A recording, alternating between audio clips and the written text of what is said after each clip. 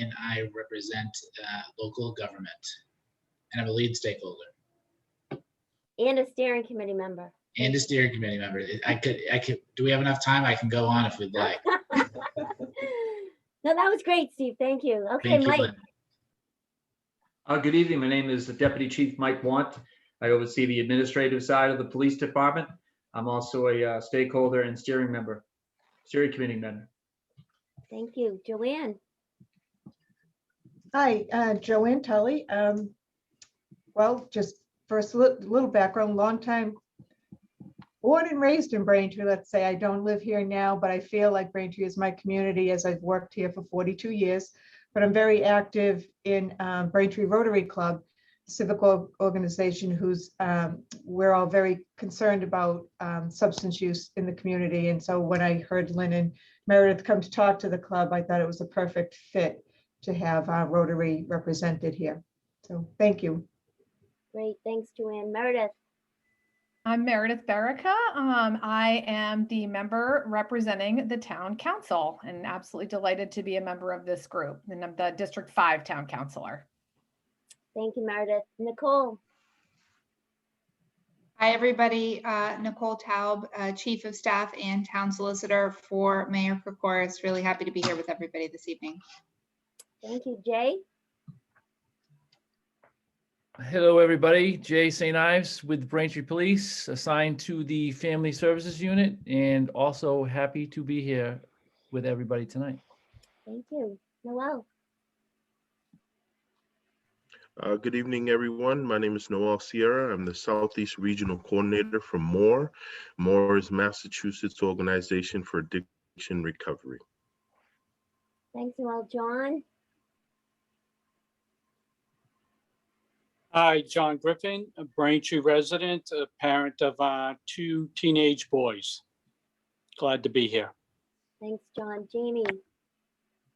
Hi, how are you? Hope everyone's doing well. Jamie Massesso, Braintree Police. I'm a sergeant of our Family Services Unit. Great. Thank you. Mary. Hi, my name is Mary Kelleher, and I'm a senior at the high school. I'm the lead youth stakeholder here. I've been doing it for about a year, I think. So happy to be here. Thanks, Mary. Derek. I'm Derek Top. I'm lead stakeholder as a parent. I'm a Braintree resident and a parent. Got some young kids at the elementary and middle school level. Also work at Boston Medical Center.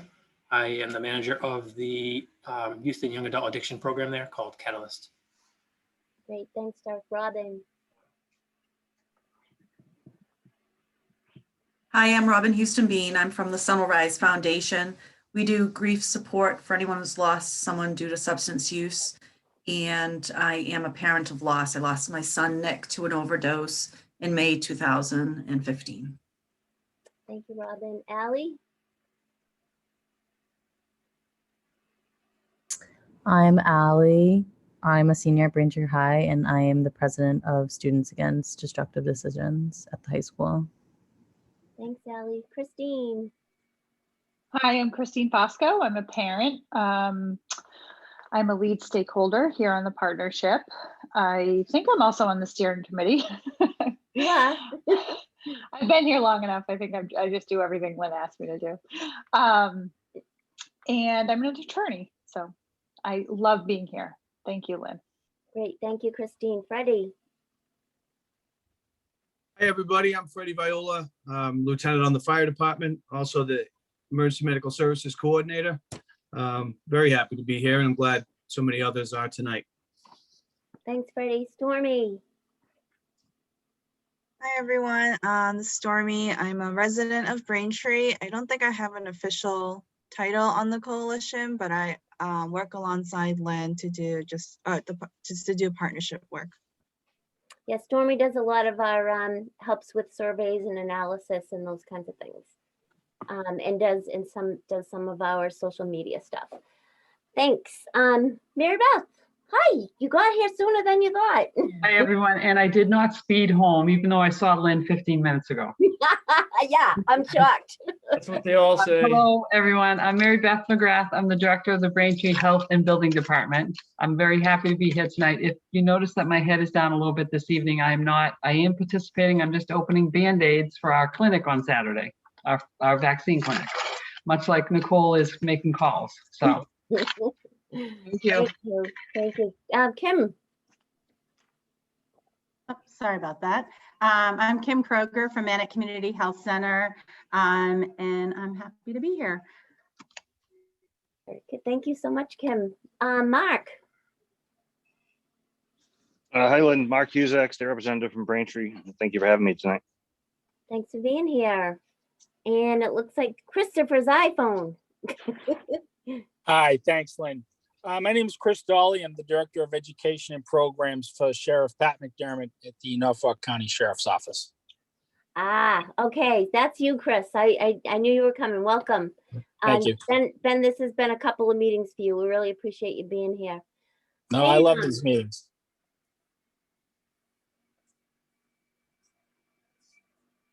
Sam? Hi, I'm Sam, and I'm the Vice President of Students Against Destructive Decisions at the high school. Thanks, Sam. Anna? Hi, everybody. I'm the program coordinator for the SAPC and MOPC. Out of Bay State Community Services. Anna Collins, thank you. Okay, let's see. John Griffin and Andrew Marin, I think, is the last one. Hi, everyone. Good evening. Andrew Marin, I'm a lead stakeholder and also work at the schools, helping with some IT projects. Great. Thank you so much, everyone. All right. So, Steve, if we could go to the, put up the screen with the PowerPoint for tonight's agenda, that would be awesome. Thank you.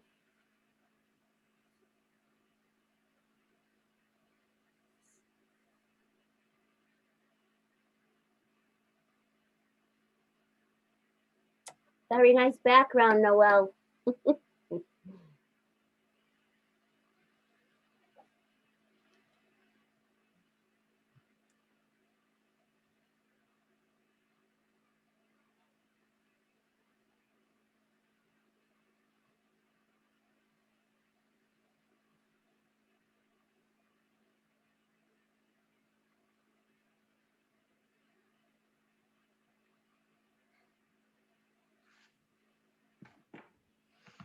Great. All right, so welcome everyone. Thank you for the introductions. We can go to the next screen. Tonight's agenda review. So we just did welcome and introductions. I don't really think there's the little bit of housekeeping. We are going to break up into small groups when we get to the coalition satisfaction survey, and Stormy and Andrew will walk us through that. The first item on the agenda is legislative earmarks. We will then talk about the coalition satisfaction survey, parent and community surveys, the DFC grant, which I'm very excited to hopefully be applying for this year. SAPC and MOPC updates, that would be from our partners at Bay State, Anna Collins, and there's room for announcements, updates, and events. So anyone is welcome to share at that time. And then we'll do an action step review, and our next meeting is March 31st. And hopefully we'll be able to get to a plus delta adjournment at the end. So next slide. Thanks, Steve.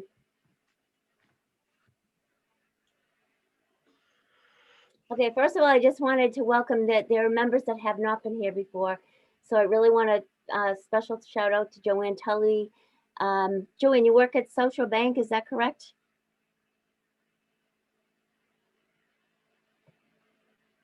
Well, Joanne is joining us as a representative of Rotary. She also works locally. And Nicole Todd, the Chief of Staff, and we have met people, but I just wanted to welcome them for their first time being with us. Okay, next slide. We already did that. We stated our names and affiliations. So the first item on the agenda is FY21 legislative earmark funds. So as you can see on the slide here, everybody knows, I think from the last time we spoke, that we have that we have a contract with the state right now for $27,777.78. We talked last time about how we're using that money. I just got word, I think last week, the week before, that there's some anticipated earmarks coming, $111,000. I believe that's also coming from Walter Timilty, above and beyond that 27 that he's already so that 11,000 represents $100,000 that's being split up between 9 other coalitions that in his service area. And then there's $100,000 that was, I believe, secured from Representative Cusack, who's also here tonight. And the funds are available between contract execution date, which we have not yet determined. So it's all about, I don't know if anyone else has heard from, I haven't heard anything since for the last 2 weeks. And then all funds will have to be expended by June 30th, 2021 at the end of the fiscal year. So next slide, please. And I just wanted to have an opportunity, and Nicole and I haven't had an opportunity to talk, so I don't know exactly who's going to be presenting some of the needs of the police, but I do know that that I have met with the police, the fire department, and I've talked a little bit with some school representatives about what their needs might be before the end of the fiscal year. So Nicole, do you have something that you are planning to share, or is there a police officer on with us tonight that can share that information? So what I'd like to do, Lynn, and thank you again, everybody, for allowing me the opportunity to speak to the group this evening.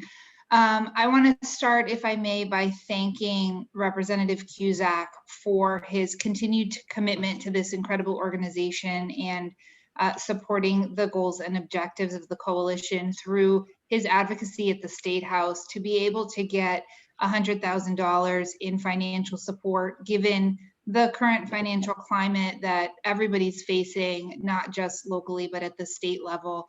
I think is truly commendable. So I just want to extend on behalf of the mayor's office to Representative Cusack first an incredible thank you for that and for your continued support and for being here this evening. You know, given the current climate, both socially and financially, I thought it was really important for us to have a dialogue about the most effective way for us to utilize these funds while supporting our partners and also supporting the goals of the organization. You know, I think that we all know that resources are strained everywhere, and unfortunately, a lot of times these types of support services are some of the first to go when money is tight. And I saw this as a real opportunity to kind of redistribute some of this financial support directly to the police and fire departments to expend in ways that they felt was appropriate given their participation on the coalition while meeting the needs of the community. So in consultation with Lynn, I did ask representatives from the department to kind of come prepared this evening to share with the group what those needs look like and what the cost associated with them is, and asking for your support in reallocating the most recent earmarked funds directly to the organizations for expenditure, also as a means to avoid having to pay any kind of administrative fee for administration of the funds and being able to take full advantage of the $100,000. So we know, I have spoken with Lieutenant Viola, who's here this evening, who's prepared to speak on behalf of the fire department's needs. And then we also have Deputy Chief Michael Want, who I believe will be speaking for the police department, but we also are fortunate to have with us Sergeant Massesso and Officer St. Ives from the Family Services Unit, who really are out there on the street doing this work for us every day and serving the community. So Lynn, with your permission, I would, unless Representative Cusack wants to add anything about the funding that I might have missed, turn it directly over to police and fire.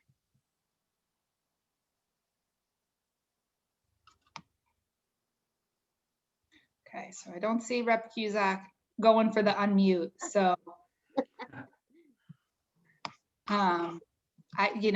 Freddie or Mike, whoever. I figured it out. Oh, there you go. Oh. Sorry. Awesome. No, just thank you for the opportunity to be here. Again, going back 5 years, happy to work with leadership up here at the House, on the House side of the budget, and secure funding for the partnership. Like I said, this is the 5th year. Obviously, with the pandemic, the financial straits we're in, this is a little lower than the usual 150,000 I get annually for the partnership, but hopefully we can increase that back up as we start our budget process in April. But again, this 100,000 is available to the town through the partnership, where the partnership sees fit on where to expend in order to help combat the ongoing, while we deal with the pandemic, the epidemic of the substance use crisis, which has really been exacerbated because of the financial and mental strain of the pandemic. So happy to continue to fight up with the State House to provide this funding to the town and use it in the best way and offer any guidance I can going forward, so we can continue to provide crucial services to our residents. So thank you again for having me. Thank you for being here, and we really appreciate all the advocacy on the behalf of the partnership and the town. I just want to say thank you and give you a round of applause. Thank you so much. Okay, so given that, we can certainly talk about maybe we can start with the needs of the fire department. Are you prepared, Fred? Yeah, just give me 1 second here. I have to get my cheat sheet out. So first and foremost, thank you also, not only Representative Cusack, to Chief of Staff Taub for reaching out, and to all of you on the partnership. It's an honor to serve with you, but also it's, I'm very proud of the work that the fire department does and the police department does. And anyone who's seen me at these meetings prior know that the work that they do on a daily basis, some of the stuff that people never even see, is pretty amazing. And I'll never stop being proud of that. So with that, I just wanted to I'll just go through an overview of some of the things that we need. And we've kind of been on a shoestring budget for many years now. In fact, when I was speaking with Lynn, it's funny, I submitted a budget to the chief back in 2019, and I was unable to get anything from it. So this is really going to help. And what it will do also is it takes into account what we do for the community as well as the partnership. So some of this stuff that's a little mundane, registration fees for licensing and things like that. I'm proud to introduce this year, the fire department is going to expand our capabilities into having epinephrine pens on the trucks, which I don't know if anyone even knew that we didn't have them, but we had one of our own members who was stung by a bee last year and was pretty close to death. And thankfully we have advanced life support ambulances in town, and they were able to get an epinephrine shot from them. But our guys were on scene managing airway until that life-saving opportunity came. So you can see it's a little close to our heart with that. Some of the other stuff is some computers. I'm embarrassed to say that when I do all those numbers that you see every couple of months, I do it on my own computer, and I use email and I save files, and I'm not very computer literate either. So what these would do is help us to maintain the books and have that access readily available and in a safe and secure environment.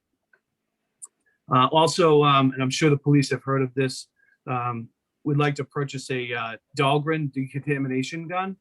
A Dahlgren gun is an electrostatic sprayer, basically. And what that does, although it doesn't make it completely harmless, it will it'll make a lot of the carfentanil inert. So if we were to go to a call where there was something like that, as we all know, just this little speck of fentanyl or carfentanil could kill a human. And if we were in the case where we needed that, we could put on a protective suit with this gun, spray it throughout the home, and neutralize some of that ingredient that might be flying around. Also, the protective equipment is in there. Believe it or not, the emergency medical services bags that we have, are a kind of a patchwork between old and new. I've tried a number of times to get new ones. They were not facilitated in the budget. And then when I had talked to Lynn, I was really excited to just get a couple of them. But this will enable us to upgrade the entire fleet of EMS bags. And what the bags have come to now are backpacks. So a little less strain on the members when they go into a home, and they also free up hands. We do not own, I'm again embarrassed to say, I borrow from my friends, CPR mannequins and a projector for when I do the training for both Narcan, CPR, tourniquet training, things like that. And that would be able for us to be purchased. Some other things, again, foldable stretchers. So for quick access and quick removal of patients. CO detectors for each of those EMS bags I just spoke about. A lot of times we'll get a call for sick parties and we're not really sure what the sickness is. And for many years, we had a carbon monoxide detector on the actual bag. So when as soon as we entered the house, if it was the oxygen displacement was beyond not compatible with life, I'll say, that would go off and we could immediately retreat and then come back in with a different plan to rescue those people. Myself personally, it happened in a similar situation to me on a call where I went there for a sick person and then everyone in the house was sick. So I started to think a little bit, and sure enough, it was a carbon monoxide situation. We didn't even know it. So that will allow us to put those on our bags, as well as some of the other stuff that we would need for that. That's about it. I would love to answer any questions. I have, I don't get paid overtime for any of this stuff. So it's just in case anyone's wondering, there's no money in there to keep me with gold watches. So if anybody would like any questions, I'll take. Thank you, Freddie. Open to questions. Does anyone have any questions for Freddie? I had a question. This is Stormy speaking. Can you hear me, Lynn, or everyone? Yep. Yep. Okay. I was interested in the spray thing. Is there an expiration date that comes with it that needs to be, I guess, replaced every so often? Or is it just like a one-time? No, that's a great question. No, it is, the gun is actually refillable, for lack of a better word. And in that, I put in replacement fluids for it. And those fluids last multiple years. So like, if they were on a shelf or something, or if we were to use them. And I didn't go too crazy with trying to get a lot of replacement fluid, because hopefully we don't have that many incidents with fentanyl and carfentanil, hopefully. And yes, so to answer your question, it's reusable. It doesn't expire in a year or anything like that. And the actual gun itself is pretty sturdy. Thank you. Thank you. Excellent. Any other questions? I have a question, Lynn. Yes, Meredith. Thank you, Freddie. I have more than one. Do you have an estimate for what all of this, it sounds like we have $100,000. And Nicole, stop me if I misunderstood, but I think we have $100,000. So what is your estimated cost for these items? Yeah, so total with all these, and again, these are very reasonable items, was $42K. 4,200? 42,000. Oh, 42,000. Okay, sorry. I was going to say, wow, 4,200. Yeah, that would be, are you kidding? I'd be keep on going. Right. And then can you talk a little bit, Freddie, I know, as we think about the mission of the partnership and all of the work that the fire department does for us, can you talk, the two things that I just want to make sure fold into the partnership's mission, the EpiPens and the carbon monoxide detectors. And I assume those are probably lower ticket items, but just your thought process behind this would be, I think, helpful and interesting. So thank you. Yeah, the epinephrine pen was, we had planned on doing it 2 years ago, didn't come to fruition. And then last year again with COVID, just kind of everything took a back seat. The idea and the process there is our mission is to obviously rescue, assist as needed. We go to calls that may be an overdose call, but they may not be. And it could be an allergic reaction, something like that, and the person is incapacitated beyond what we know happened, I guess. But really, it's just one more service that adds on to our capability. It doesn't necessarily. It's in the same ballpark, but it's not in the field. Yep, that makes sense. You know what I mean? And I'm not Yep. trying to hide anything. It's one of those. It's one of our responses that we do anyway, and to enhance that, it just is going to help every citizen, not just our mission, but the entire mission. Does that make sense? Yeah, and I imagine that's where the carbon, I don't want to put words in your mouth, but it sounds like that's where the carbon monoxide detectors also fit into that. Yeah, and that's here. Yes, and that's also a personal safety thing for the firefighters. So Got something that we typically would not get any funding for unless we researched for it.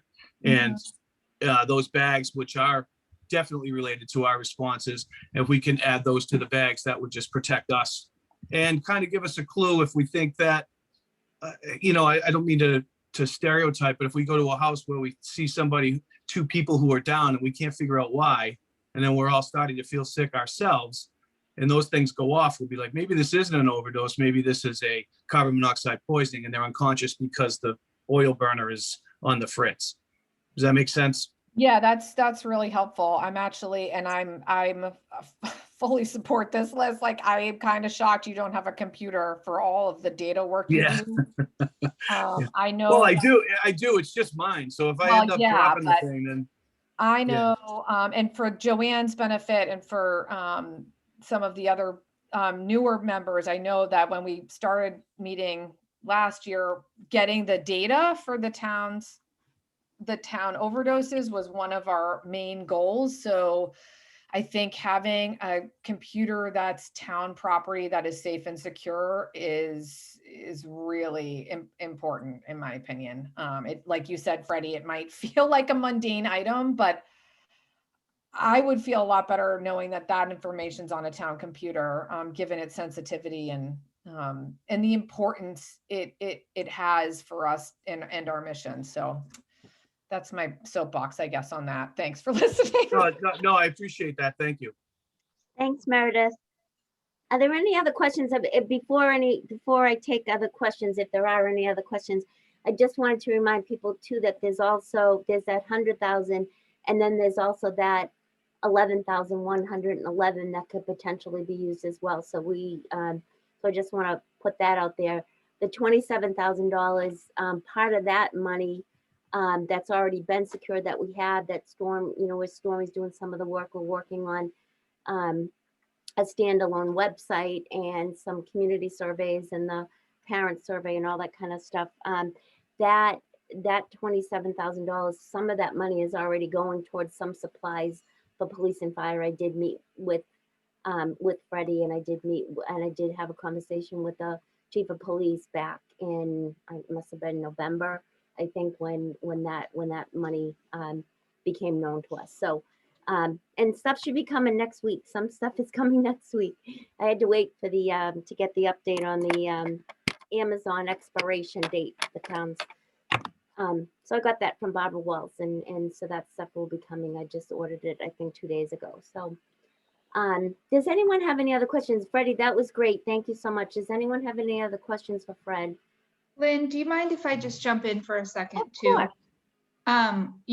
Understanding that we're kind of on a pretty short time frame between the funding, when the funding is going to become available, and the window that we have to spend it. I think it's also worth considering. This is an opportunity for Freddie and for Mike to kind of share generally what their needs are and where they would envision and how they would envision spending the funds. But it might make sense when we're talking about allocating funds to each department, thinking about it in dollar figures, so that they can expend the funds based on what's available out of the 111,000, rather than really kind of focusing on the individual items at this point. I think it's helpful to have a sense of what the needs are and how the expenditures would be made. I'm just really, speaking honestly, concerned about the short window that we have to spend and making sure that we take all of the right steps here tonight so that the departments have those resources available to them as soon as the funds become available, presuming that this group thinks that that's a worthwhile way to spend the money. Mm-hmm. Yeah, agreed, Nicole. Thank you. And again, you know, that I'm not exactly sure how that, usually the money gets deposited into an account with the town, and I usually have to, you know, submit some type of a 3-page sheet on what the scope of work is, how it relates to the mission of the Bureau of Substance Addiction Services, and then I also have to submit a budget. So that's not something that we have to get really specific about today, but I'm not sure when that's going to be, when we're going to have to do that. But I will definitely work closely with police and fire on that, if it does in fact come through to the partnership. Great, thank you. Thank you. Any other questions for Freddie? Thank you so much, Freddie. And No this problem. is Just, Christine. oh, I'm sorry. Just go ahead. Sorry, quick question for Freddie, or a comment that maybe Freddie you can respond to. I agree that getting bogged down in the individual items that the departments are looking for is probably unnecessary. In my opinion, the items that these departments would be looking for, especially the things that Freddie listed, would seem to just give them a lot of peace of mind and ability to do their jobs better and easier.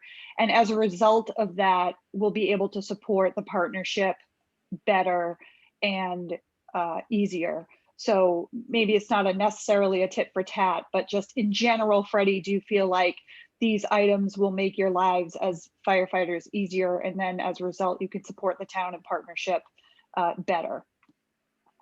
Yes, and I'm glad that you said that, because it was almost going to take away, you took away my closing argument, if you will. I just wanted to, you know, it is. I did a lot of research into what our needs would be, how it will make our operation a little more efficient, enhancing the operation, i.e. EpiPen. And also, you know, every time somebody dials 911, it's a service to the town. And we don't think about who is calling and what their issue is until we really get there. If that make, I'm trying to dance around that as best I can, but you know, the partnership has a distinct goal, right? And we're part of it, no matter how we look at it. And this will enhance our response to 911, which could be a partnership issue or not. And that's why I think it's very important. That's all. That made sense. I don't know if that made sense or not, but I hope you know what I meant. Awesome, Freddie. Okay, if there are no other questions, I'd like to move on to Mike Want. Lynn, thank you. The needs are for the police department. No, I appreciate that, Lynn. I want to echo what Freddie said, and Nicole Taub, our Chief of Staff. Thank you to Representative Cusack. Thank you to Lynn. And also again to Chief of Staff Taub for reaching out. It's we're very fortunate here in town with the level of support we receive from our elected officials and the partnership we have, or relationship we have with Fred and the fire department and EMS is great.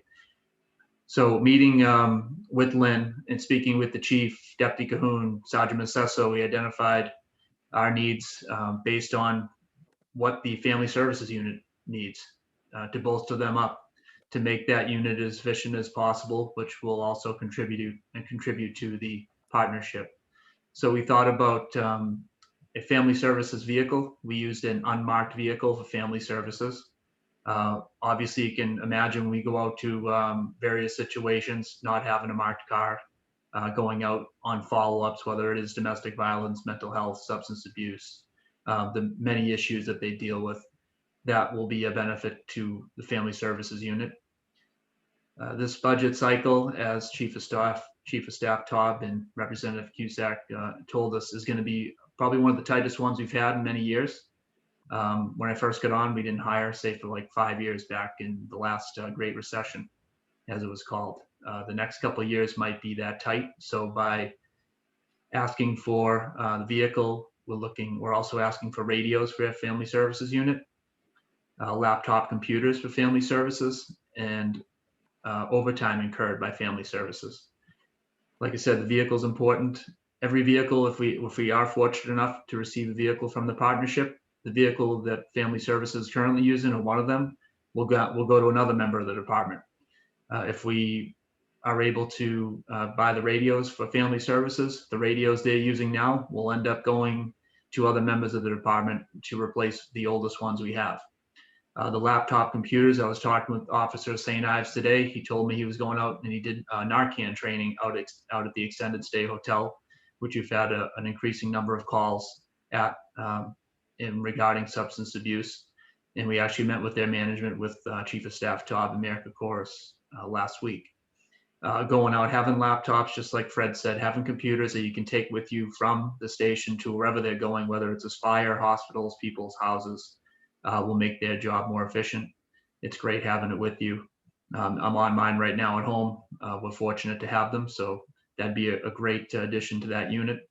And also, again, with the budget cycle being what it is this year, we're getting started looking at our whole operation. So when I mentioned family services overtime, when they're doing these follow-ups, it's not a lot of it's not scheduled.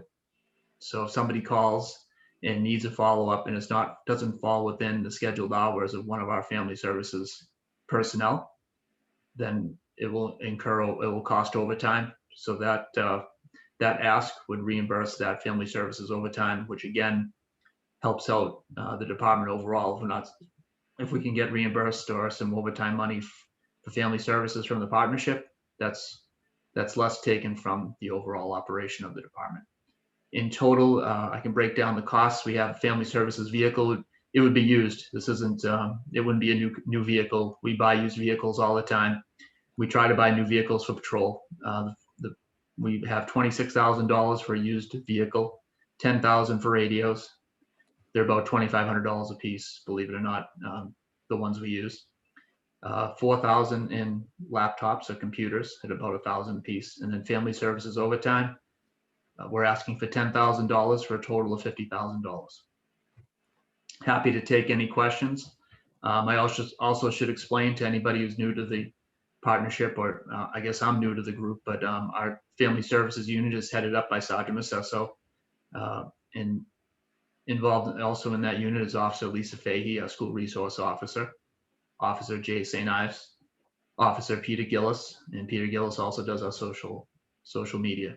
And what they deal with, I started a little bit of what they deal with, of what they do for us. Their sole purpose is to do follow-ups for domestic violence, mental health, substance abuse, juvenile issues. Lisa is our school resource officer, unfortunately sexual assault. Jay, as an example, like I said, also does, or our unit in general as a whole, does trainings at the station, and they're now doing trainings around town. If anybody has any questions, I'm happy to answer them. Great, thank you, Mike. Any questions from anyone?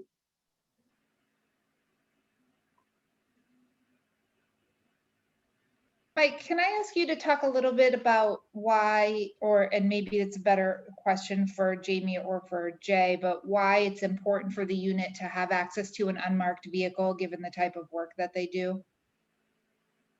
Sure, no, happy to. I started out and I'll go back a little bit into the Wayback Train. Started out with the city of Boston, and even whether it's the city of Boston, Braintree, or actually I started out with the Rockland PD part-time, but when you use an unmarked vehicle, as you can imagine, whether it's on scene at a call or a follow-up with an unmarked vehicle, uniform, plainclothes officer, there's a huge difference. I think number one, if you would probably see this even yourself if you'd call the police and your neighbors are asking you, why'd you call the police? It could be a smoke alarm, like Fred said, and we show up, or a medical issue, we show up. Your neighbors are going to be asking, geez, what's going on at Mike's house? What's happening over here? That the unmarked car doesn't draw that attention. We talk a lot about stigma. stigma inside the police ranks when it comes to mental health or substance abuse. And it also, just like it out in the community, if we can lower that stigma, that vehicle, the unmarked vehicle definitely makes a huge difference as opposed to the marked vehicle. I hope that answers the question. Christine has put something into the chat box. So it says 50,000 police total. Is that? Yes, total of 50,000.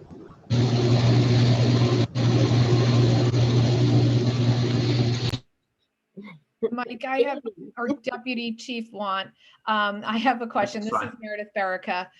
Is the, and you might have said it and I missed it, is the embedded social worker part of the families? I think first, I guess the first question is, do we still have her? Yeah. And is she part of Family Services unit or is separate? Yeah, so that's my era. We brought in an embedded clinician. We've had Megan Scott on board. Recently, she took another position. She's still in the background through Aspire, so we're still connected to her, but she's not our embedded clinician right now. I know Jamie. We've interviewed a candidate. We had a candidate, and now we're looking for another candidate. So right now, we don't have an embedded clinician, but yes, absolutely, the embedded clinician was like invaluable in the Family Services unit. So we're gonna have we are backfilling that position. Yes. Okay. As quickly as sorry, that's probably separate, but I thank you for explaining that. Mike, I have a question. Sure. I know Megan took a promotion, I believe, with Aspire.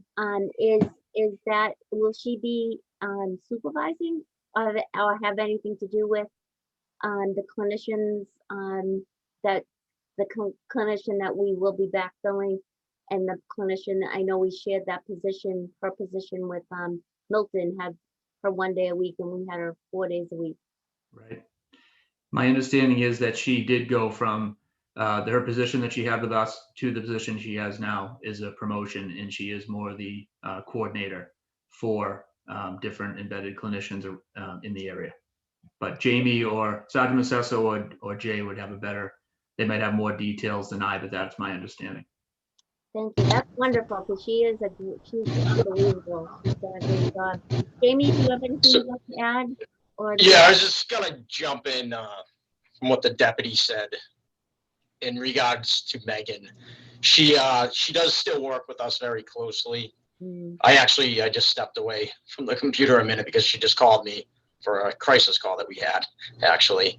But deputy was spot on. So what she's doing now, she's basically the supervisor overseeing the JDP program among the towns that it consists of, but she is still working with us more on a, I guess you could say, she's not coming out with us, but she'll call us.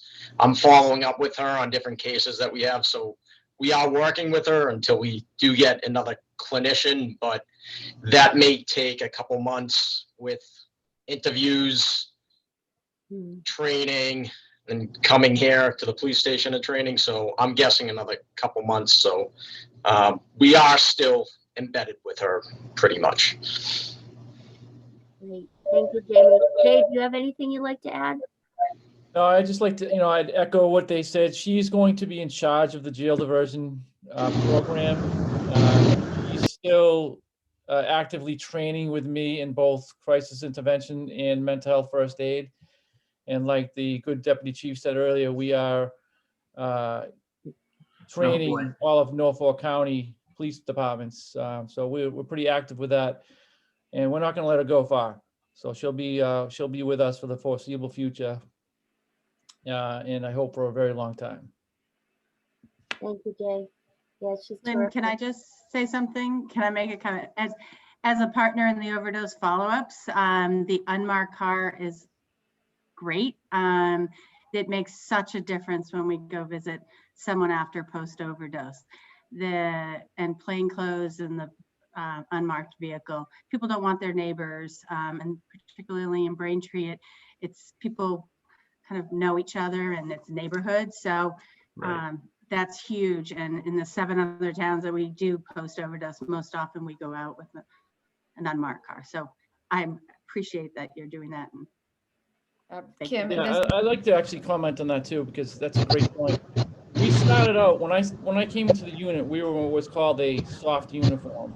And I had a marked car at the time, okay? So we realized quickly that that was not working. So during my time, I reached out to other departments that have been doing it longer, Quincy Department being one of them, and figured out what they were doing, Boston being the other.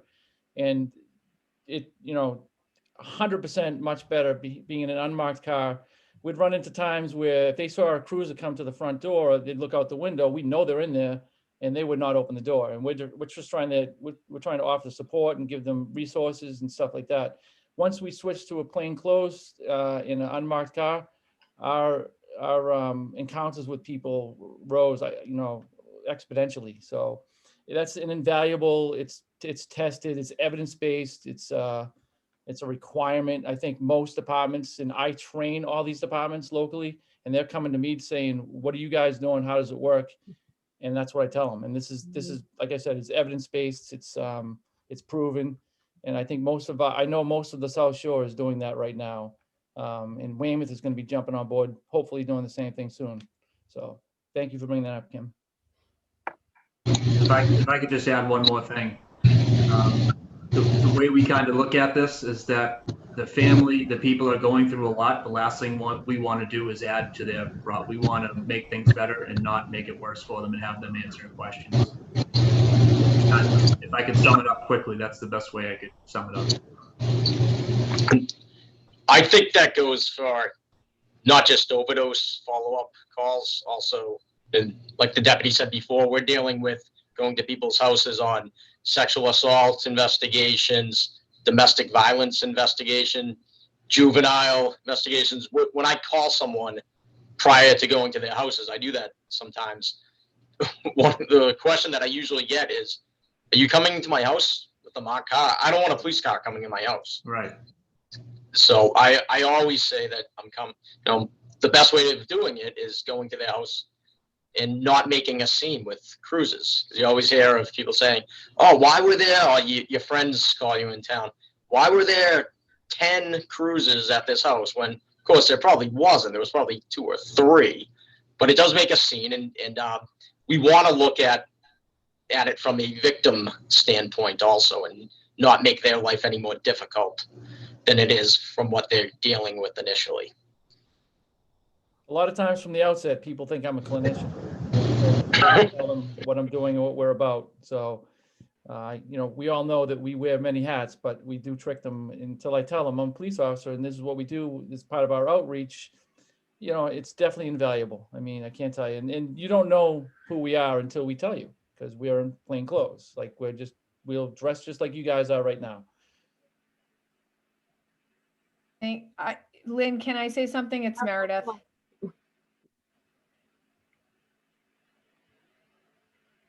I'll just go, I guess. Oh, I'm sorry. I said, of course. Oh, okay. No, I wanted to thank you, gentlemen from the police department. I think, at first blush, you might hear, oh my gosh, a car? But this is so helpful. And I think Christine Fosco said it extremely well, to understand that there are so many components to the mission of the partnership. And going back to Freddie's maps that he gives us every quarter, these overdoses and hard situations are happening all over town. And if we can make people's lives a little bit easier, that's the goal. And so I think it's been super helpful for me over the last 10 minutes listening to this explanation, and I'm grateful for it because, again, I think it provides so much context that I don't think a lot of people have. So thank you. Thank you. I appreciate you guys, your support, and like I said, our elected officials. And we don't ask for blind support, but we do try to do a good job, and it is recognized in town by the residents and people like yourself. So really, it's a pleasure. Yep, your family service division is wonderful, and anything we can do to support, and anything that, and if whatever the state allows us to spend the money on, I'm all for it. And I thank you for your presentations, and And I also appreciate the input from other members. Thank you. So Lynn, can I make a comment or a request? Is that Mary Beth? It is. Of course Yeah. you can. I've stopped opening Band-Aids for a minute. So if I could, because of the extreme sensitive nature of the time frame here, that this money comes and you have to spend it so quickly. And I know the partnership only meets once a month. And I realize that, you know, we're looking at the state to make sure that this is all acceptable.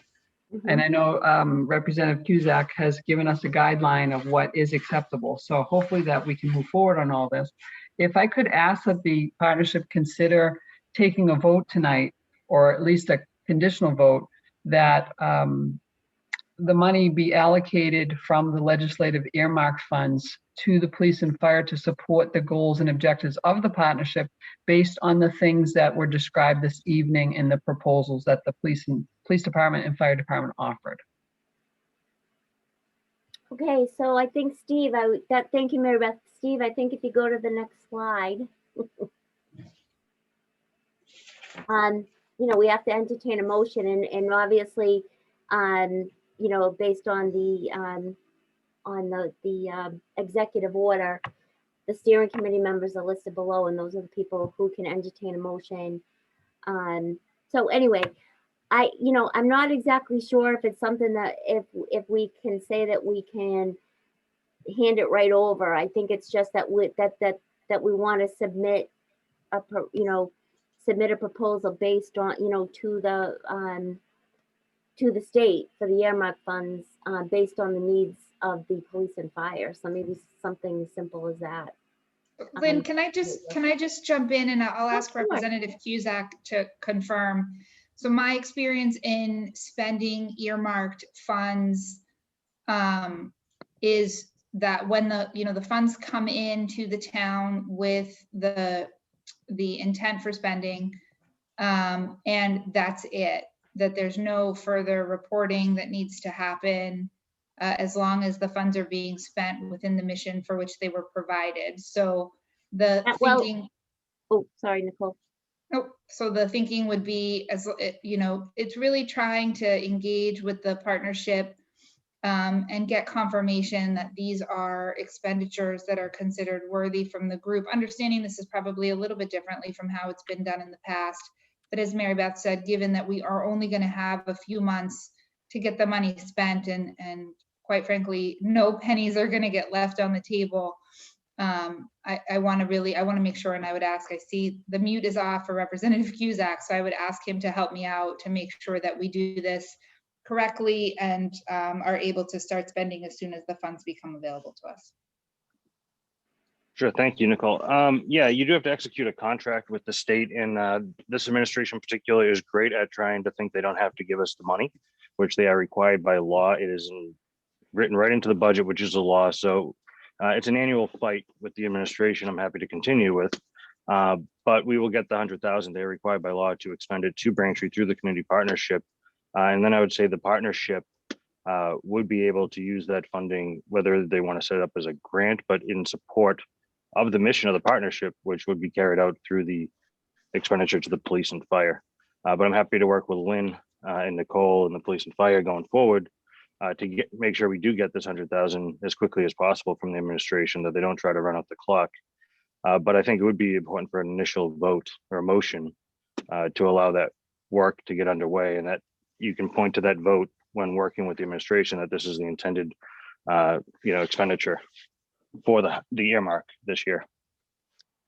Thank you. And Nicole, I just wanted to just say that I've been getting earmarks since I started in January of 2018. I started in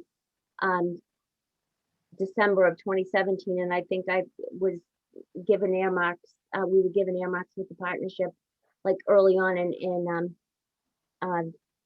January of 2018. And every year, in fact, we do have to submit a budget. We do have to submit a scope of work, and then I do have to report back on how the money was spent. So Lynn, I'm just going to ask that get coordinated with Representative Cusack. I'm not saying that we don't have to do it. I just think it's important for us, given that the partnership's not scheduled to meet for another month, to get a vote in place to support use of the funds by police and fire in the manner that they've presented this evening. Yeah, that's not what I'm just saying. I totally agree with you and I have no issue with any of this. This is what the partnership is. It's a partnership with police, fire, parents, schools, everyone.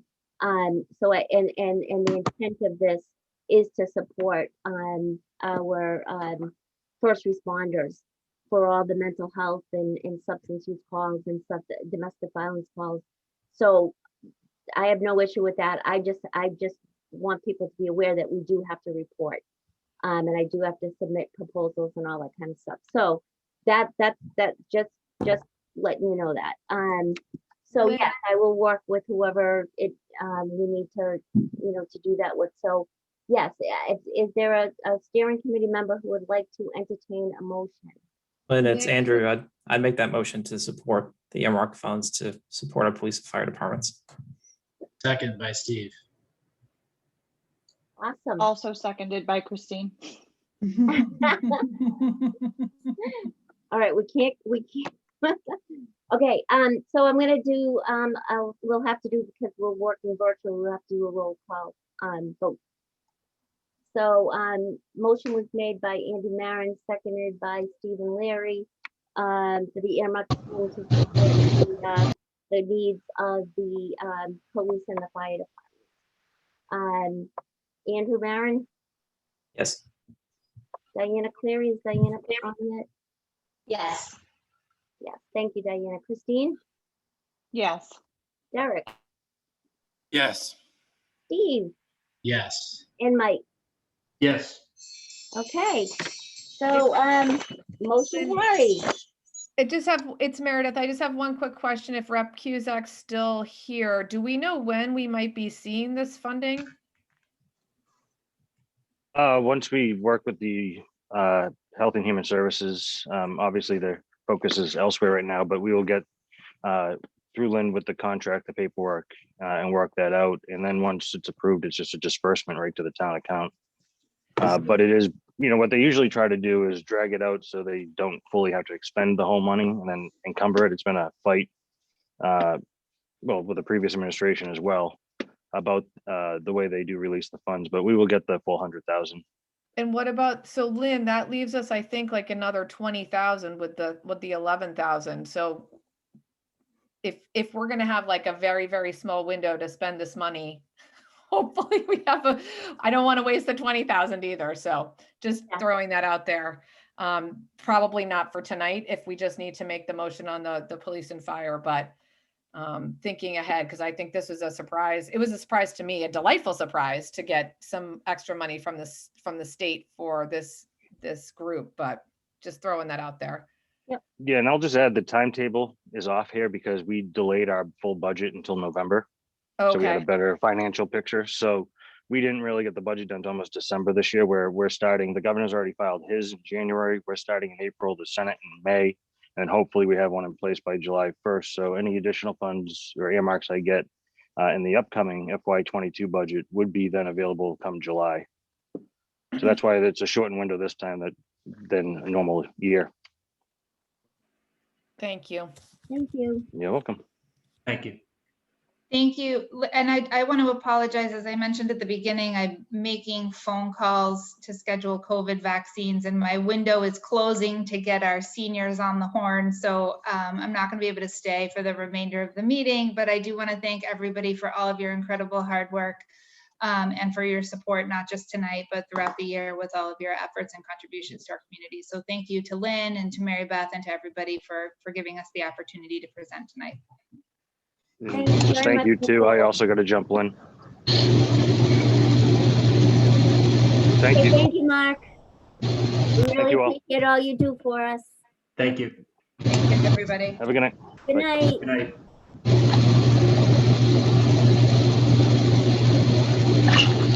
Amy, I think that might be you again. All right, does anyone have anything they'd like to add before we move on? I just want to say how grateful this town is to have politicians who care about us, care about the community, care about the folks that we serve day in and day out. And I want to thank Mike and Freddie for being, for presenting their proposals. And we're going to do everything we can to get that money spent. Thank you. I just want to say thank you. Really appreciate it. Thank you. Yeah, this is it's an awesome opportunity. I appreciate it very much. You're welcome. We're very lucky, again, to have Representative Cusack and Walter Timmelty always, supporting us, and Senator Keenan as well. Okay, does anyone, I know that the girl, it looked like Allie and Sam put something in the chat that they had to jump off to attend another meeting. But we're gonna continue. We have less than a half an hour to go, so we might change a few things up as we go on to I want to be mindful of people's time. Okay, so next slide, Steve. So the Coalition Satisfaction Survey, I think people participated in that. That's something that we do each year. It's really important for me to get a sense of how people feel about the work that we're doing, how people feel about the way the meetings are run, how people feel about our mission, our goals, and all that kind of stuff. And so I've asked Stormy and Andrew to present some information from the satisfaction survey that was, I think people participated in sometime between January and February. I think it closed maybe February 5th or something like that. So I'm gonna let Stormy start. Next slide, please, Steve. All right, so just an overview of the Coalition Satisfaction Survey, or the member survey, however we labeled it, was that about 18 members completed the survey. And overall, all of our partnership members, coalition members, are very satisfied and proud to be part of the partnership, as we hear that every week. So that's really great. In the following slides, I've indicated areas with like a star that needs further examination based on what people responded with. So Steve, we can go into the next slide. So right here, this is something called the stack chart. And the next couple of slides will be like this. So if you can see, there is a red dotted line kind of in the middle of the slide. Anything to the right of it in blue and brown are all positive indicators. So anything that says strongly agree or agree. And then anything to the left of it is more of a negative or neutral indicator, with strongly disagree, disagree, or don't know. So I think, Steve, you can click through some of the things. Yeah. So the partnership, so one thing that was really positive was the partnership celebrates its achievements. So you can see that everybody agrees and strongly agrees. And this is very true. We have a lot of different opportunities to celebrate our achievements every year. But one thing that I noticed throughout the survey that kind of stood out to me was that most people, or some people, said the partnership doesn't have a clear plan for how it will accomplish its goals. That's one thing that that stood out to me. Steve, I think you can click 2 more times. Yep. Or 1 more time. Yeah. So, and then another one is the partnership accomplish the goals it sets out, was another area that we can also focus on. The partnership has evidence, or data or documented stories to show kind of its impact on the community. So a lot of people said don't know, and that's probably true. Sometimes we don't share how we've made an impact. So for example, the YRBS, or the youth health survey that we administered, we haven't been able to share that data, so people don't exactly know how the work that the partnership has done has really helped decrease substance use among our youth. So that's something we'll share in the future, but at this date and time, it's not something that we have shared. Another one was other community residents and institutions are aware of the work of the partnership, and this is also another big area that a lot of people disagreed on, and that's definitely something that we can work on in the future or the near future to make sure that we are increasing awareness of the partnership. You can go on to the next slide. And then I think you can click 4 times. Yeah. So one thing that was a really great positive in terms of membership is that people are sharing the details of the work of the partnership with other people in the community. And just based on the data from last year, or those responses from last year, this was a big shift on a lot of what people said. So it's great. Continue to do that. This will also help with what I said earlier, getting people to know about the partnership. So this is positive. So one thing that I want to highlight is the first one, the partnership is successful at recruiting new members. It's kind of 50-50 right here. We do have some new members like Joanne and Officer Mike. Yes, but like I think there can be a lot of more improvement in recruiting new members, especially with youth, as we had Sam, Allie here earlier. But we can do a lot more. We can be more active in engaging with them in the partnership. And then another one was the partnership reflects the diversity of the community. Again, a lot of people, or a good amount of people disagreed or don't know.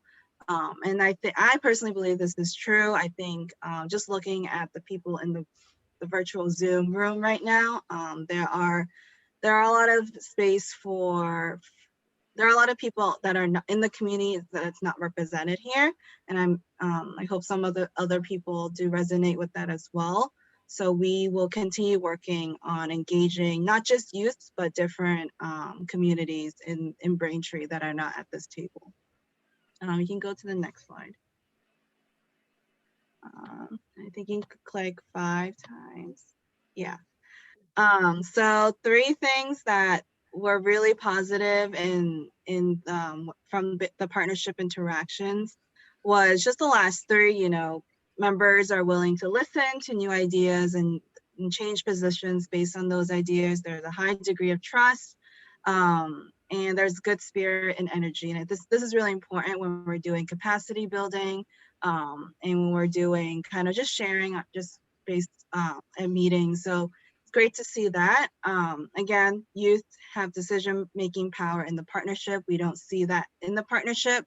And to be more expansive, we don't see that in town. And I actually had a meeting with the youth, and the youth expressed that a lot of places in town, whether it's school, whether it's like at town hall or, you know, where it is, youth don't get to, they're not presented with opportunities to be involved in decision-making situations or opportunities.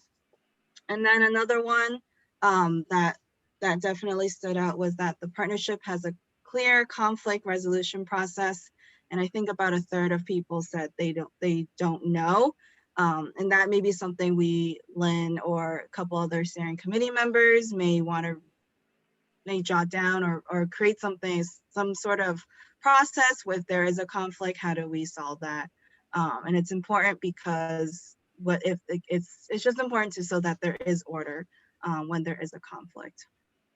All right, next slide, please. Okay, and the last kind of questions was participation in partnership, and so how satisfied are you with your participation? And generally everyone said very satisfied or somewhat satisfied. I think only 1 or 2 people said somewhat dissatisfied. So if you remember, if you are one of those 2 or 3 people that did say that, feel free to reach out to Lynn and explain why you may be dissatisfied with the partnership. We would love to hear more of how we can change and what we can do better. That is one of the point of the survey. That is one of the point of doing the survey. And for partnerships work, how satisfied are you with the work of the partnership? So again, if you are one of those people that are not satisfied with the work of the partnership, please contact Lynn, and she's more than willing to just hear you out and see, maybe revisit your role in the partnership and how we can better assess that. Steve, next slide, please. And then we also asked open-ended questions: what is working in the partnership and what needs improvement? And a lot of people said, you know, we have a dedicated coordinator, so Lynn. We have dedicated members, so everyone here at this table. And a lot of stakeholders here have key roles in the community, especially our police officers and our firefighters. So we are very thankful for that. And also, the partnership really supports individuals and families to a great extent on both sides, whether it's prevention or for recovery. So a lot of people are very pleased with that effort. But what really needs improvement at the coalition level is we need to increase our diversity engagement with not just youth, but also in terms of race and ethnicity. And then we need to do some strategic plan and goals, not just like a 5-year one, but we need to do one every year to set new goals every year to be able to achieve kind of things that achieve our ultimate, to achieve things in our mission.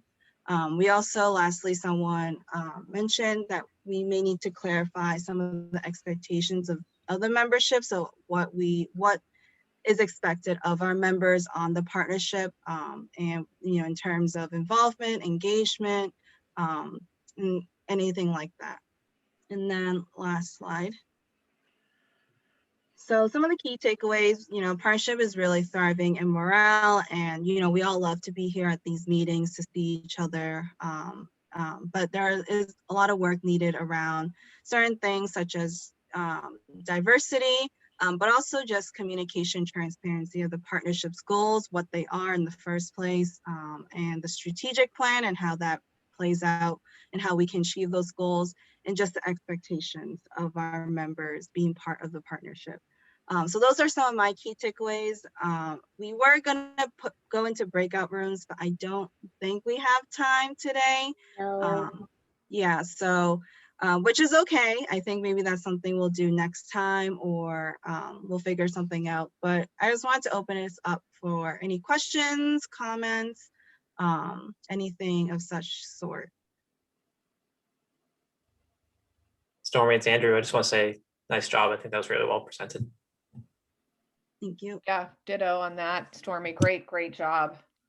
I think it would be great to do breakout rooms at another meeting for sure. I was all ready to go too, but I'll save it. No, Andy. Oh, Mary really appreciates the visual chart. Yes, I do too. Thank you, Mary. I'm a very visual person myself. So, so yes, let's. I just wanted to share that it's really important. You know, we have been, you know, since I've started, we've been working really hard to, you know, I know I've been to meetings from years ago, and we had a very times had been difficult for a while with the partnership, and I've seen a lot of new faces over the past, you know, 3 years that I've been here.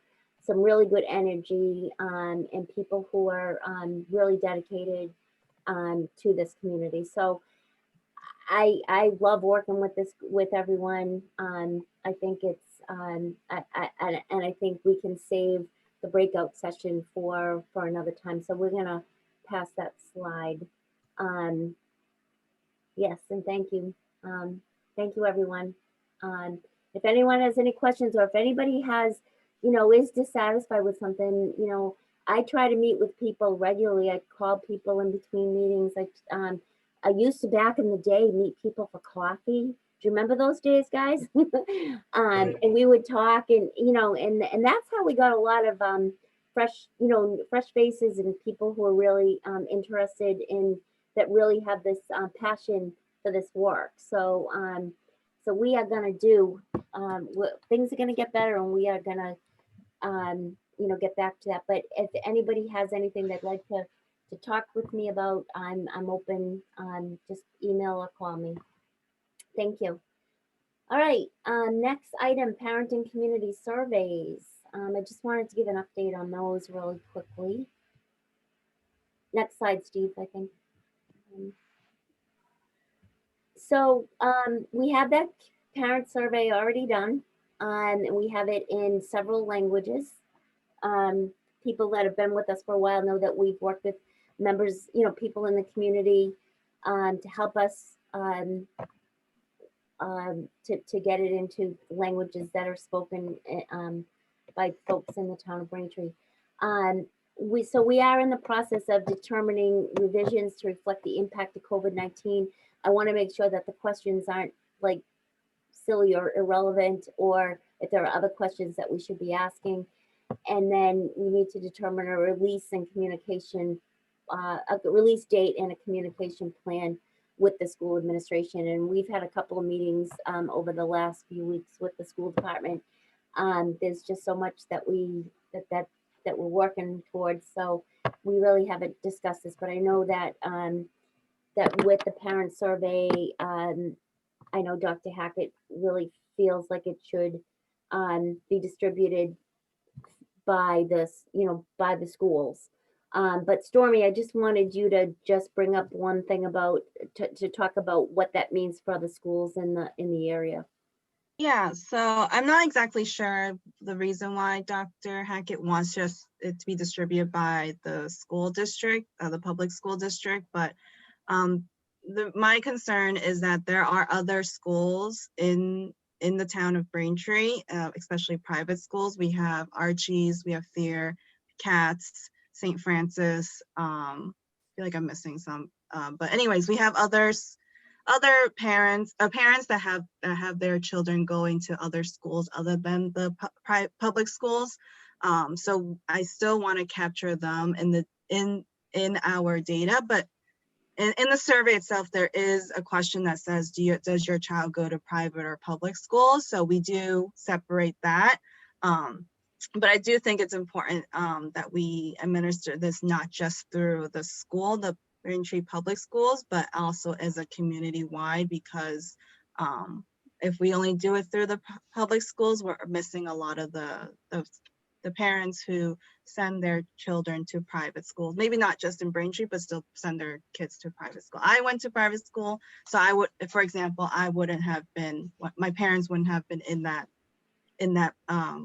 I guess, like. There's still parents in Braintree. Yeah, there's still parents in Braintree. Raising children in Braintree. Yeah, thanks. Regardless of where you go to school, exactly. So anyway, so we'll continue to work with Andrew and the schools on this. And I do I think I don't know if Christine or Derek have anything to add, but I did have them take a look at the survey too, and steering committee members look at the survey, and you guys felt like, correct me if I'm wrong, but you felt like it right now might be a good time to release that to the community. Am I correct in saying that, Christine, Derek? Yes, Lynn, that was my opinion. I think that initially when the school year began, people were overwhelmed with the nature of school during COVID, and there was a lot of communication at that point from a lot of different areas. And I feel personally as a parent that has slowed down, and it would be a good time. March, no one has anything to do in March. That would give everyone plenty of time to, yeah, timing is good. Thank you, Christine. Derek, do you have anything to add? I would just echo that. I feel like, kids are going to be going back potentially more coming up too. So I think that's a little less pressure too for parents who are kind of managing some of that remote learning that we're all doing and helping their kids with. So I think the timing is good. I agree, March is terrible, so. Thank you. And Meredith, thank you for your comment in the chat. I hope people saw that Meredith, as a parent, feels the same. So we'll continue to work towards getting that released in March. Next Lynn, slide. can I interject? Oh, yes. I just would like to say for the record that I think that it should go to all parents in Braintree. I think excluding parents who don't have children in the public schools would be a real disservice. I think that you know, while I probably could understand Dr. Hackett's motivation for wanting it to come from and through the schools, coming from the partnership, it's my opinion that it should go to townwide. Thank you. One more question too. Is this only 18 and under?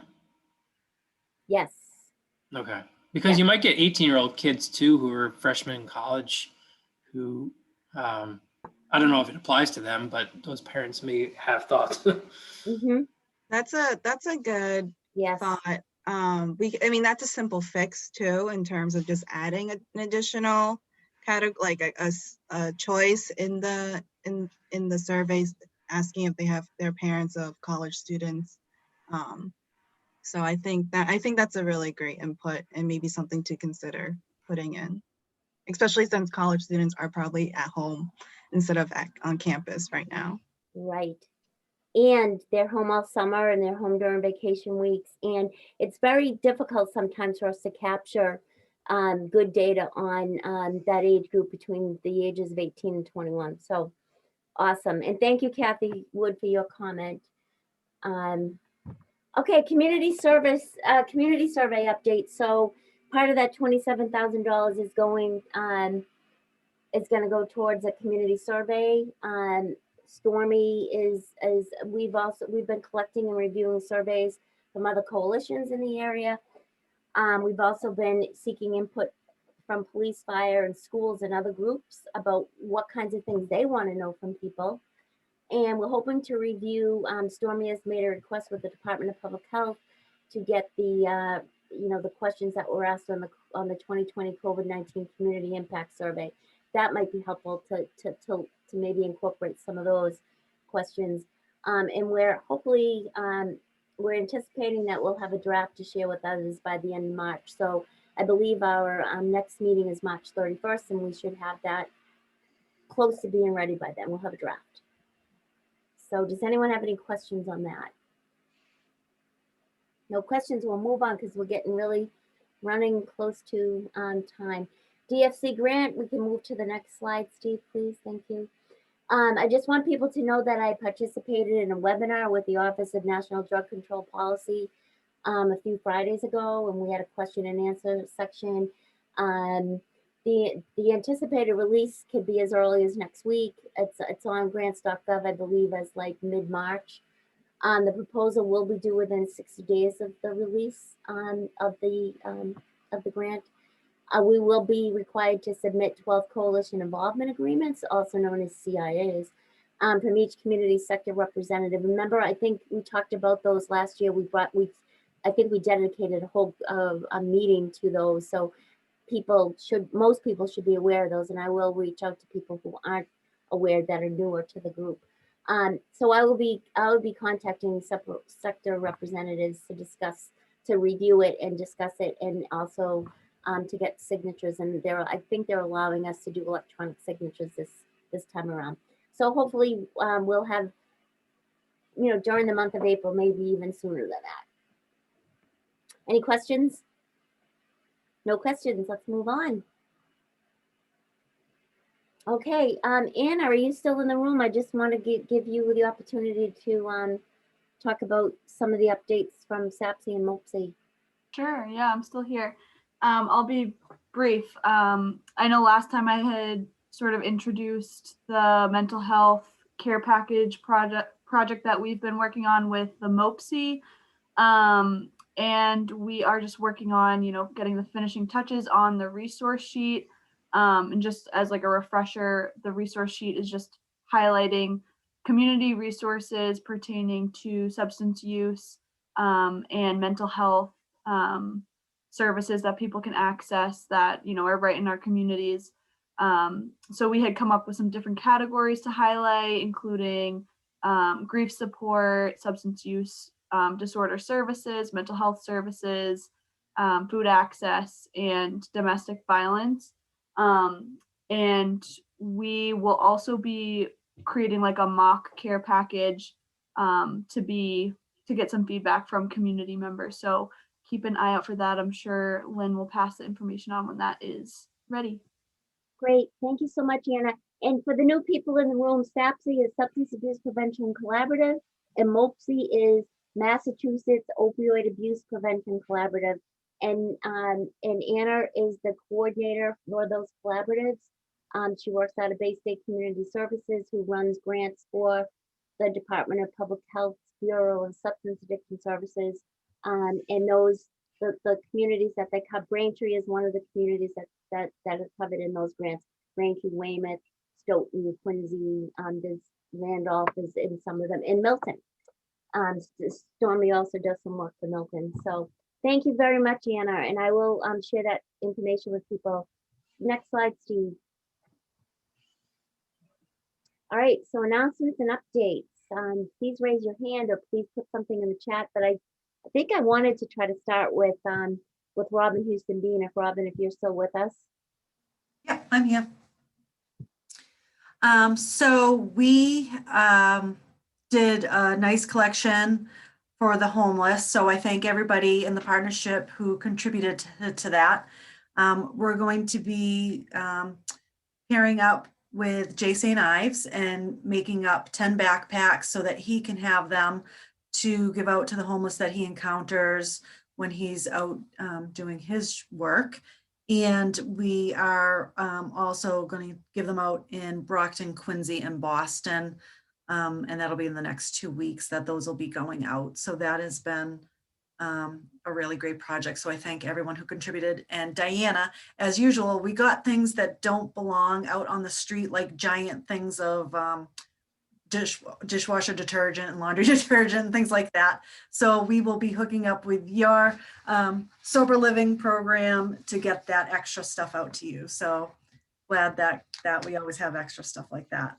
And I just wanted to mention too, I know you guys probably know about the One Life at a Time program that's in Braintree. It's the career training program that focuses on people in recovery. And it's a really nice program. They help support this, their sober living while they're taking classes, so they don't have to worry about that at the same time. They're having a big fundraiser tomorrow, Friday evening. It's a comedy show. And you can get your tickets online at Eventbrite. And I'm going to send that to Lynn because I don't think that went out to the partnership. So if you could just shoot that out tomorrow, I'd appreciate that. Great. Yes. If you send that to me tonight, tomorrow, I will get that out. Thank you so much, Robin. Thank you for all the good work that you do. And it was funny because Robin sent me, I talked to J. St. Ives and I talked a few weeks ago, and he's like, I'd really like to distribute some of those backpacks, and he contacted me. I think it was Robin said something. So how can I connect with the officer? And Jay had just texted me like, what's going on with the backpack? So I'm so glad that you guys, you guys connected, and that's something that's gonna work out. So thank you for that. Great minds think alike. Yeah, you do good work, J. St. Ives. You too, Robin. Okay, anybody else have anything they'd like to share? Okay. Lynn, I see Meredith and Freddie have their hands up. Oh, they do. Thank you. I appreciate that. Oh, that I didn't know who the dog was. That's Freddie. Okay. Meredith, why don't you go first? Nope, my hand was an old hand raise. I'm good. Thank you though, Steve. Freddie? Yeah, sorry about the dog thing, but I ran out of power. I had to plug in. So awesome work, Robin, on that, on the backpack thing. And I would really love it to also, if the time comes again, get involved in that as well. We've had an issue, and I brought it up, and I know Jay's familiar, at the MBTA station. Recently, it's been kind of a nightmare down there with the homeless. So that would really help us. And I would love to help you with distribution and stuff like that, if at all possible in the future. We can always use help. And if you want, besides the ones that I'm giving to Jay, if you want any for at the fire station, I can put some aside for you as well now, if you'd like. Yeah, that'd be great. Do you have any parameters on who gets them at what point or anything like that? Or is it just kind of feel it out and do it that way? Yeah, However Okay. you feel it needs to go out to a person in need, that is fine. Okay, great. Yes, I will do that. I'll hook up with you offline. Okay. Great. And if you have any extra too, our team who do street outreach in Braintree and Quincy, if could utilize those for the homeless. They go to the homeless encampments and on a regular basis. All right. I think we've got a new program starting right here. So Yeah, we do. I love it. I was just thinking the same thing, Robin. Yeah. Okay. It's a go. I'll get you, Kim. Awesome. Great. So good when these connections can be made. Good work, everyone, and good. Thank you, Robin, for all that you do. You're like someone was just saying to me the other day, what amazing work, what incredible work that you do, and how lucky we are to have you. So always feel that way. Thank you all. Thank you. Anything else that anyone would like to add? We can go on to the next slide, Steve. I just wanted to let people know here's an opportunity from our partners in Stoughton, and I know Meredith, you do. You know, you've done some of this work with constituents, but this is a flyer about a family conversation about race and racism, and this is something that the SAPC in the Stoughton area is doing. So I will send this around to people. Please share it with your groups because this could be really good. Thank you, Kim. Kim has to leave. Thank you, Kim. We'll talk soon. So I will send that out as well tomorrow. Great. Thank you, Noelle. All right. Next slide. Next meeting, March 31st, 6 p.m. Unfortunately, it's probably going to be via Zoom, but that's okay. We're getting a lot accomplished regardless. Next slide, Steve, please. And then Diana, are there any action items that you might have jotted down while we were? We did. I mean, you had a lot with the parent and community survey, the next action steps, and a little bit with the DCF grants. More specifically, Robin Houston Bean is going to send the link to Lynn for the One Life community fundraiser. And Robin's also going to get with Kim, and I think it was Mike that was asking for the backpacks. Jay, thank you. And Lynn, you're going to send out the flyer for a family conversation on race and racism tomorrow. Great. Thank you, Diana. And I will make sure that you'll send me the other things and I can send those out as well. Thank you very much. Okay, let's move on to the next slide. Does anyone have any meeting that, like, we try to do this at the end of every meeting? What well, ideas for future improvement? Anybody's welcome to just, you know, speak their mind. Or And it's Christine. I have something that I would like to highlight at this plus delta section. Yes. So I was thinking recently about the membership in the partnership. And while there's often a lot of familiar faces, I've realized how much I've come to like the little introduction section that we do.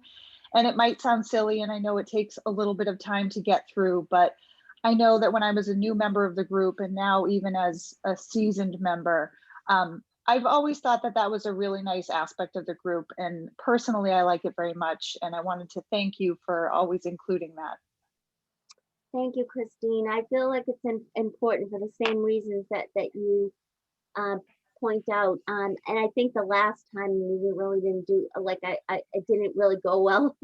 So I really wanted to make sure it went well today. And I wanted to make sure that we welcomed, you know, especially Joanne as a new member and Nicole, who hasn't been with us before. So I think it's really important. I love doing it when we're together as a group in the room. I just feel like we get to know each other, and that's how we get to know and trust each other and develop, you know, have conversations and all that. So thank you for that.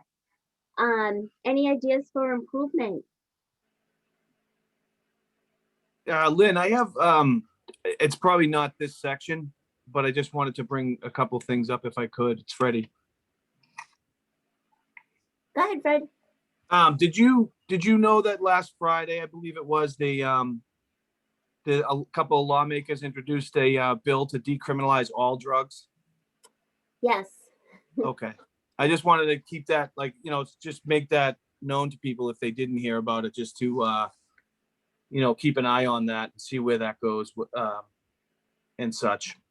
Yeah. And thank you, Freddie, for that. And that even might at some point be a good topic of conversation. Diana, would you mind just writing that down? Because I think there's a difference between decriminalization, legalization, all that kind of stuff. And maybe not everyone is aware of all of that. And we do have a lawyer in the room. She might be able to help us with some of that. Yeah, Maybe And my specialty is criminal law. Who knew? Yeah. Oh, look at that. So that might be something that we want to consider having a conversation about in the future. And I know, and I just want people to know that next month, Derek Top, who has always done some great presentations for us, is going to talk about benzodiazepine drugs. So he's going to be on the agenda next month. And over the next couple of months, I've also going to work with the Educational Development Center to do some work on equity and those kinds of things with us as a group. So I just want you to know that those will be on the agendas coming up. Anyway, let's see what's next. Maybe it's a motion to adjourn. Oh, it is. All right. It has to be roll call, obviously. So Lynn, motion to adjourn. This is Andrew. that's Andrew. And is there a second? Second. Second by Christine Bosco. Diana? Yes. Christine? Yes. Steve? Yes. Andrew? Yes. Derek? Yep. And Mike? Yes. Awesome. All right. Guys, thank you all so much. We went over, but I think we got a lot accomplished tonight, and I'm so proud to be a part of this group. And thank you, Mike, and thank you, Freddie, for your thoughtful presentations on what your needs are. And I'm glad that we're going to be able to support whatever it is that you need. So awesome. Thank you. Thanks, Thank everyone. you. Bye. Thank you, guys. Good night. Thank you, Lynn. Bye, guys. Good night, and thank you. Night.